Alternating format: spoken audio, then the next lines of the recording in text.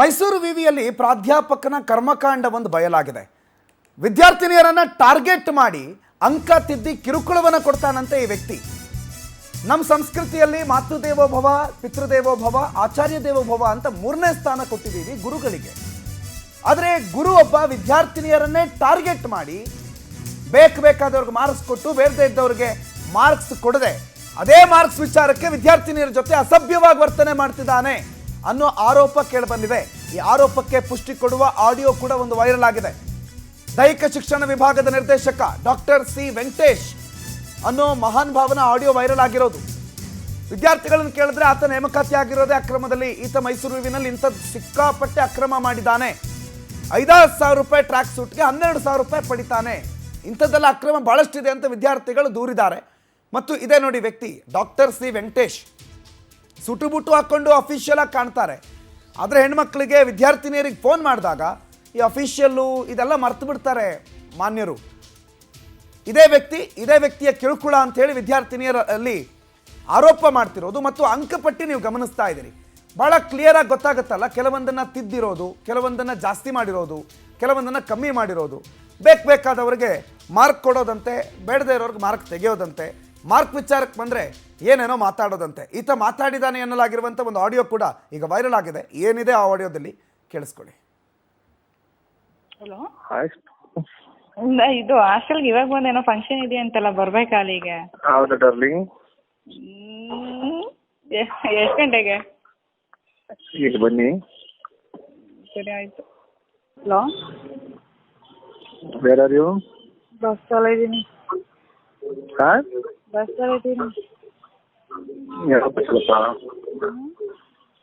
ಯಾವ ಬಸ್ಸಲ್ಲಿ? ಮೈಸೂರು ಬಸ್ಸಲ್ಲಿ. ತಲುಪಿದೆ ಇನ್ನೂ? ಇವಾಗ ಬಸ್ ಬಂದಿದ್ದು ಲೇಟ್ ಇವತ್ತು. ಈಗ ಏನಾಗಿದೆ? ಎಲ್ಲಿದೆಯಾ? ಇವಾಗ ಇದು BMS ಬಿಟ್ಟಿದ್ದೀನಿ. 7 ಗಂಟೆ 8 ಗಂಟೆ. ಹಾಂ, ಹ್ಞೂ ಅಂದೆ. ಏನೋ ಭಾಳ ತಪ್ಪಿದ್ರಿ ಮೇಡಮ್. ಹಾಂ, ಏನಿಲ್ಲ. ಏನ್ರಿ ನಿಮ್ಮ ಕಷ್ಟ? ಏನಿಲ್ಲ. ಏನು ಹೇಳಪ್ಪ? ಏನಿಲ್ಲ. Okay, call me litre.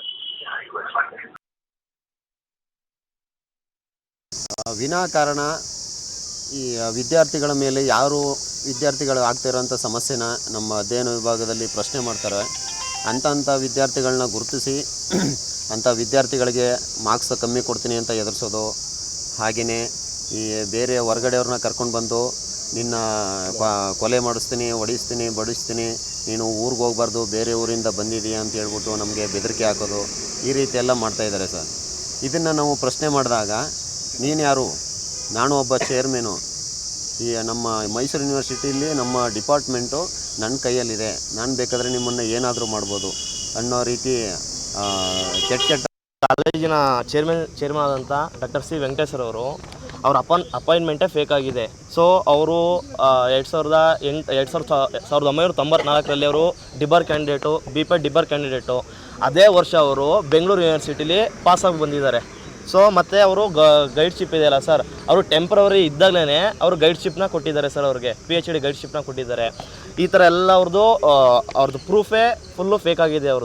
ಅವ್ರದ್ದೆಲ್ಲ ಫುಲ್ ಫೇಕು. ಅವ್ರನ್ನ ತನಿಖೆ ಮಾಡಿ, ಅವ್ರದ್ದೆಲ್ಲ ಡಾಕ್ಯುಮೆಂಟ್ ಎಲ್ಲ ತಗೊಂಡು ತನಿಖೆ ಮಾಡಿ. ಮತ್ತು ಈಗ ನಮ್ಮ ಕಾಲೇಜಲ್ಲಿ ತುಂಬ ಅಸಭ್ಯವಾಗಿ ವರ್ತನೆ ಮಾಡೋದು ಜಾಸ್ತಿ. ಅವರು ಹುಡುಗರ ಜೊತೆ ಆಗಿರ್ಬೋದು, ಎಸ್ಪೆಷಲಿ ಹುಡುಗಿರ ಜೊತೆ ಆಗಿರ್ಬೋದು. ಹೆಂಗೆ ಅಂತ ಹೇಳಿದ್ರೆ, ಅವರು ಹಾಸ್ಟೆಲ್ಗೆ ವಾರ್ಡನ್ ಅಲ್ಲ, ಹುಡುಗಿರ ಹಾಸ್ಟೆಲ್ಗೆ ಅವರು ವಾರ್ಡನ್ ಅಲ್ಲ.